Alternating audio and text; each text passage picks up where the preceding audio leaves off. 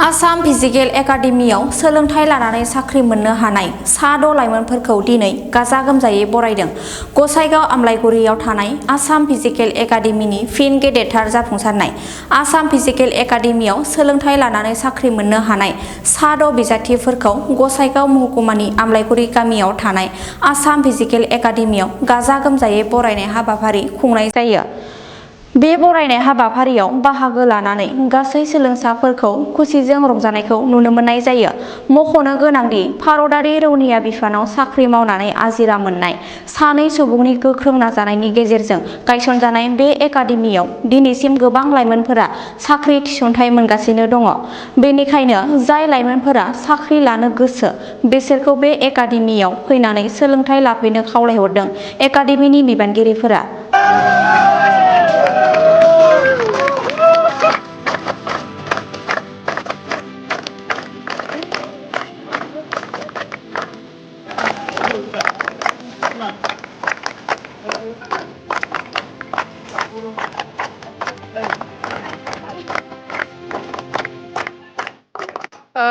নতুন বছৰৰ লগত আৰু নতুন খবৰ, নতুন ল'ৰা ছোৱালী আৰু ছাকচেছফুল হৈ আহিল। এতিয়া নতুনকৈ ৰিজাল্ট ওলাল, তাতে আৰু বহুতখিনি ল'ৰা ছোৱালী ফলাফল হ'ল। এইটো আমাৰ একাডেমীৰ কাৰণে আজি আৰু বহুত এটা ডাঙৰ এচিভমেণ্ট। এনেকুৱা আগৰ পিছতো আমি বহুত দেখা গৈছোঁ, হৈ আছে, আগলৈও হৈ থাকিব। এইটো সঁচাকৈ এতিয়া মানে আমাৰ কাৰণে বহুত ডাঙৰ এটা ছাকচেছফুল ডে' হয়। মানে বহুত ভাল লাগিছে যে ৱৰ্ডছ নাই যে কি ক'ম। এতিয়া আমাৰ ষ্টুডেণ্টছৰ লগত পেৰেণ্টছ আহিছে, পেৰেণ্টছবিলাকেও আমাক বহুত ধন্যবাদ কৰিছে যে সিহঁতৰ মানে ল'ৰা ছোৱালীবোৰ ইয়াত যদি জইন নহ'লেহেঁতেন তেতিয়া মানে সিহঁতেও বিশ্বাস কৰিছে যে সফল নহ'লেহেঁতেন। কিন্তু আমাৰ একাডেমীৰ পৰা বহুতখিনি হেল্প পাইছে, বহুতখিনি স্কিল ডেভেলপমেণ্ট হৈছে। যোনখিনি স্কিল আপোনালোকে ঘৰত থাকিলে ডেভেলপ নহয়। সেইটো কাৰণে যোনবিলাকে আপোনাৰ যদি মানে অলপ বিশ্বাস আছে যে এই একাডেমীটোৰ ওপৰত অলপ ট্ৰাষ্ট ৰাখক, আৰু যদি আপোনাৰ স্কিল ডেভেলপমেণ্ট কৰিবৰ কাৰণে আপুনি যদি অলপ আহিব খুজিছে তেতিয়াহ'লে ডেফিনেটলি আমাৰ আসাম ফিজিকেল একাডেমি জইন কৰক। মই এইটোৱে ক'ম, আপুনি একদম ছাকচেছফুল হ'ব। ইয়াতে আমাৰ বেষ্ট টিচাৰ্ছৰ পৰা আপুনি বেষ্ট এডুকেশ্যন পাব, বেষ্ট ট্ৰেইনিং পাব, আপোনাৰ একদম বেষ্ট ৰিজাল্ট পাব। মই এইটোৱে ক'ম, যদি আপোনাক বেষ্ট লাগে তেনেহ'লে আপুনি বেষ্ট একাডেমি আহিব লাগিব আৰু বেষ্ট টিচাৰ্ছৰ পৰা পঢ়িব লাগিব। 6জন পাইছে, আগলৈ আৰু পাই থাকিব। এতিয়াও লিষ্টত বহুতখিনি আছে যোনখিনি ৰিজাল্ট ডিক্লেয়াৰ হোৱা নাই, অলৰেডি বহুতত ছিলেক্টেড আছে। ৰিজাল্ট ডিক্লেয়াৰ হৈ কেনে আজি একদম পূৰা মানে কলিং লেটাৰ আহি গৈছে। সেইটো কাৰণে সিহঁতে ইয়াতে আজি আহি CRPFত পাইছে, CISFত পাইছে, তাৰপিছত আৰু CAPFত পাইছে, তাৰপিছত তেনেকৈ বহুতকেইটাত পাইছে। মানে SSC GDৰ আণ্ডাৰত পাইছে গোটেইকেইটা। একাডেমিটো আমাৰ গোসাইগাঁও আমলাইগুৰিত আছে, বেছি দিগদাৰ নহয়। আৰু আমাৰ চেনেলো আছে, চেনেলত যোগাযোগ মানে কৰিবৰ কাৰণে নম্বৰ দিয়া যোৱা হয়। সেই দুটাৰ ভিতৰত নম্বৰ কণ্টেক্ট কৰিলে হ'ল। ছাৰ দুজনক পাবই, ছাৰকেইজনে আমাৰ এড্ৰেছ ফুলি দি। गिबियावनो आं आसाम फिजिकेल एकाडेमि जानानै आंनि गोसो गोरबोनिफ्राय आंनि अननाय आरो सिबिनायखौ गिबियावनो जासिहरनाय थाबाय। दिनै जों बिराद खुसिनि दिन। दिनै जोंनि गेजेराव सा 6 गथ'फ्रा सेलेक्ट जाबाय। दा सेलेक्ट जानाय गथ'फ्राबो गोबां माने खुसि माने इन्जय खालायदों।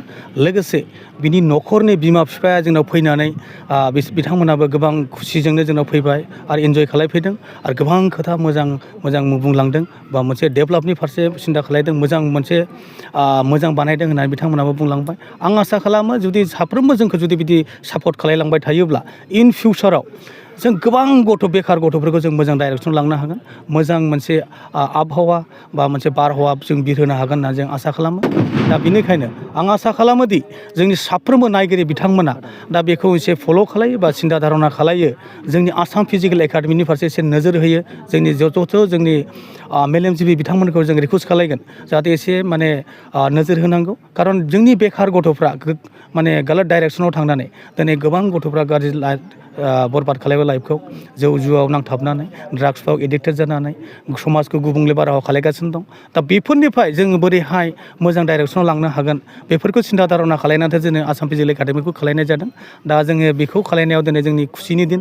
दिनै सा 6 गथ'फ्रा सेलेक्ट जाबाय आरो गोबां गथ'फोर सेलेक्ट जाबावनांगौ दं आरो जाबोगासिनो दं, लिस्टआव दंजोबखायो, लासै लासै जालांगोन। TR मैयाबो हैदोंमोन, दा बिथांमोनाबो नै लिस्टआव दं। आग्निबिर दङ, बिनि उनाव नै पुलिसनि एप्लाइ जालायबाय, बिनि उनाव नै आसाम फरेस्टनिबो एप्लाइ जानो फैगासिनो दं 22 थारिखनिफ्राय दा बैहाय जाय जाय गथ'फ्रा एप्लाइ खालायाखै साफ्रोमखौबो आं एप्लाइ खालायनो रिकुवेस्ट खालायगोन एप्लाइ खालायजोबनांगौ खालायनानै एकदम नांथाबनांगौ आरो खस्थ' खालायनांगौ जिबनाव साक्सेस जानांगौब्ला खस्थ' खालायनांगोन रावनिबो खोथा खोनासंनाङा नोंनि टारगेटआ थानांगोन फकास खालायनांगोन जिबनाव साक्सेस जानांगौआ बेनो मोनसे मुल मन्त्र आं सानोदि बयबो खस्थ' खालायगोन आरो एप्लाइ खालायजोबगोन आरो जाय जाय गथ'फ्रा खस्थ' खालायनो हायाखै बायदिबा जोंनि आसाम फिजिकेल एकाडेमियाव फैनांगौ आरो खस्थ' खालायफैनांगौ जों ज' खालायना खस्थ' खालायना साक्सेस खालायगोन आरो सोरबा गथ'फ्रा फिसनि फारसे थाखा फैसानि फारसे प्रब्लेम मोन्दों फैनो हायाखै बै बिथांफोरखौ जों रिकुवेस्ट खालायगोन जों फैनानै रायलायफै गोरिब न'खरनि गथ'फोर दं गोबां गथ'फोर दङ जों थांगौमोन सार आं दिनै मा खालायबावनो आंनाव बिदि फाइनान्सियेल सापर्ट गैया आं थांनो हाया फै जों रायलायफै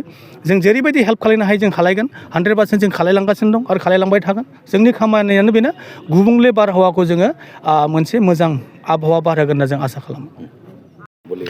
सबसे पहले तो आसाम फिजिकल तरफ से जय हिंद और नमस्कार बोलना चाहूँगा और आज मैं यही कहना चाहूँगा आपके मीडिया के द्वारा आज देख रहे हो आप लोग सभी चैनल पे देख सकता है और मैं यही कहना चाहूँगा आज हमारा आसाम फिजिकल में खुशियाँ मना रहा है सिर्फ यही नहीं है पहली बार नहीं है इससे पहले भी बहुत खुशियाँ हम लोग मना चुका है ठीक उसी तरह आज भी हमारे एकेडमी में 5 लड़के और 1 लड़की सिलेक्टेड हो चुका है ऑलरेडी और उनका पता है कौन किस में है मैं वो भी बताना चाहूँगा 2 CRPF में 2 BSF में 2 CISF में है ऑलरेडी ये लोग फाइनल सिलेक्शन हो चुका है तो आसाम फिजिकल एकेडमी इनकी खुशियाँ देख के बहुत खुश है आज बहुत गर्व महसूस कर रहा है आसाम फिजिकल एकेडमी हम और चाहेंगे अभी आने वाला जो हमारे रिसेंटली टीए जो रिटर्न दिया है उसके बाद और आने वाला फरवरी को अग्निवीर